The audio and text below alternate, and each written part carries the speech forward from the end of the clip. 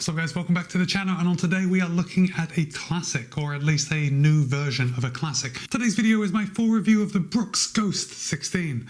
Let's get into it. Okay, first of all, let's get started off with those disclosures. This video is in partnership with my friends over at Roadrunner Sports. Roadrunner Sports was good enough to send me this pair of the Brooks Ghost 16 for the purpose of review. However, they haven't told me what to say, they don't have any editorial privileges, and all the thoughts and opinions are my own. And with that said, the Brooks Ghost 16 stays at a very reasonably priced $140. And of course, I will place a link in the show notes below in case you want to pick up a pair for yourself from Roadrunner Sports. Now, the Brooks Ghost 16 is Brooks's most popular running shoe. In fact, it could be the most popular running shoe in the world. Maybe not the world, but the United States. And that's according to some survey I looked up online. I don't know how valid it is. But either way, the Brooks Ghost series is a wildly popular shoe, and for good reason. So as far as stack height, we have 35.5 in the heel, 23.5 in the forefoot for a 12mm drop. Now guys, that's a big drop. I don't think you're going to find much higher than a 12mm drop anyway, but we'll talk more about that in just a second. Brooks claims that a US men's size 9 would tip the scale at 9.5 ounces or 269.3 grams. However, in my size,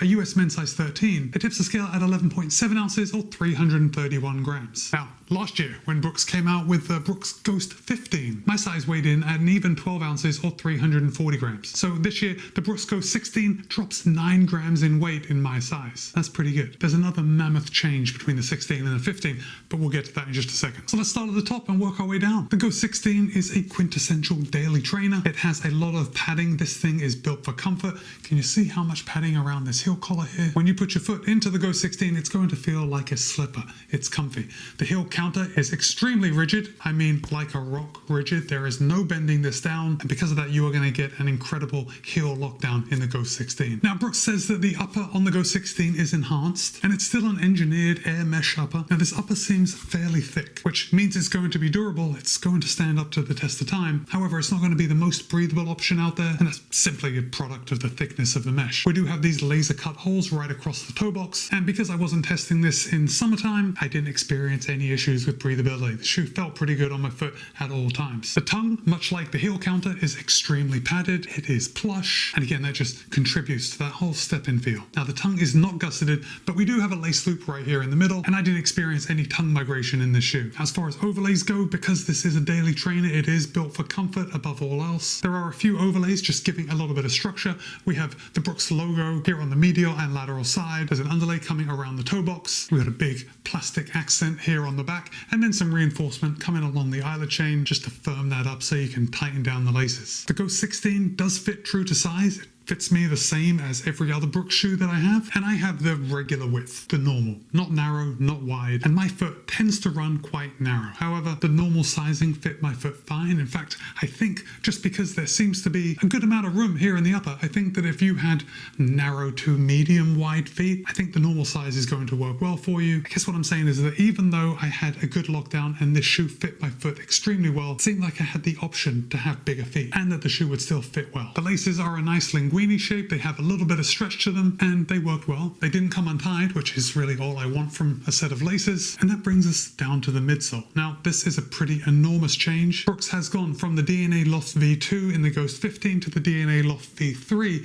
in the Ghost 16. Now, that is the same midsole foam as they are using in their top-of-the-line Glycerin 21, and the DNA Loft V3 is much softer than the DNA Loft V2 found in the Ghost 15. So, for that reason alone, I am going to suggest buying the Ghost 16 rather than saving a few dollars and getting the Ghost 15. This update in the midsole foam is just too good to go back to the 15 to save a few dollars. Now, as a product of this slightly softer midsole foam, I found that the Ghost 16 was smoother riding than the Ghost 15, and the Ghost has pretty much nailed down exactly what its job is, and that job is recovery runs, easy runs, long runs. In fact, I took this shoe out of the box and I went out for a 20-mile run, and when I got back, my feet were absolutely fine. It didn't feel like that I had just run 20 miles. My feet felt that good. Now, that isn't the highest praise that it might sound right off the bat. The Brooks Ghost 16 is not a breath of fresh air. It's not an exciting shoe, but it's a shoe that does the job. It's more like coming home to a familiar feeling, right? It's comfortable, it's reliable, and I think that is the main ingredient that has made the Ghost such a popular range. Okay, so let's talk about this drop for a second. Remember, we have 35.5,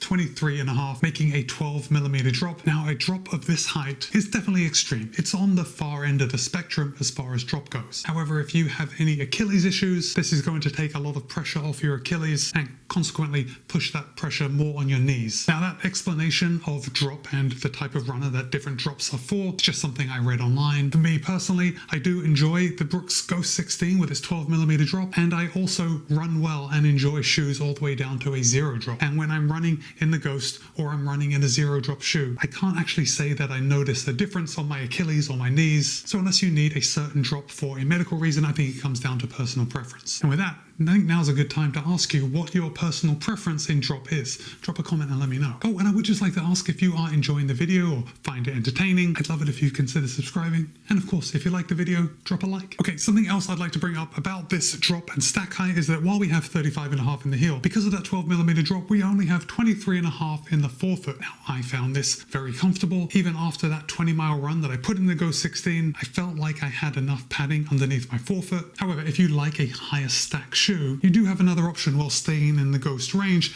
and that is by going up to their premium model, the Glycerin 21. Now, the Glycerin 21 has 40 in the heel and 30 in the forefoot, so it's only a 10mm drop, and we have an additional 6.5mm of this DNA Loft V3 in the forefoot, so it's a little more plush than the Ghost 16. And while I said the Ghost 16 is good for recovery runs, easy runs, long runs, the Glycerin 21 is even more so. It's just a little more plush. If you thought the Ghost 16 was pretty chill, the Glycerin 21 is like super chill. And even though both of these shoes are not made for running fast, if I had to run fast in one of these, I'd choose the Ghost 16. Oh, and I should also let you know that the Glycerin 21 costs $160, so it's a $20 price bump over the Ghost 16. And you know what? I'll place a link to that in the show notes just in case you want to pick up a pair of those rather than the Ghost 16. Let's just quickly look at the outsole. Just like on previous versions, Brooks is using a lot of outsole rubber, so this shoe is certainly going to be durable. We have this segmented crash pad here at the back, which Brooks claims makes transitions a little smoother. I don't know about that, but it is certainly durable. I can see a little wear right here on my lateral heel edge, but in reality, when I look at how much rubber is left, it's nothing at all.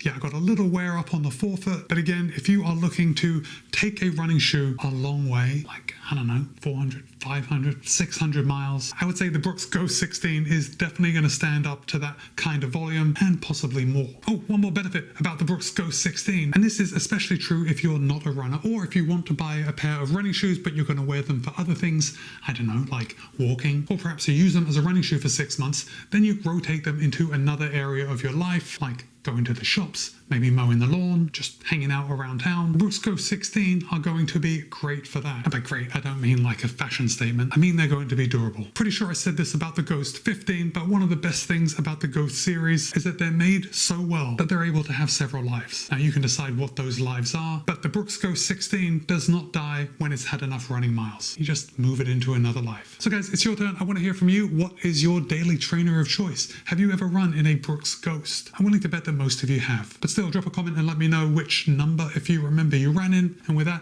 it's Matt B. This has been my review of the Brooks Ghost 16. Be kind, be happy, run well. See you in a couple of days.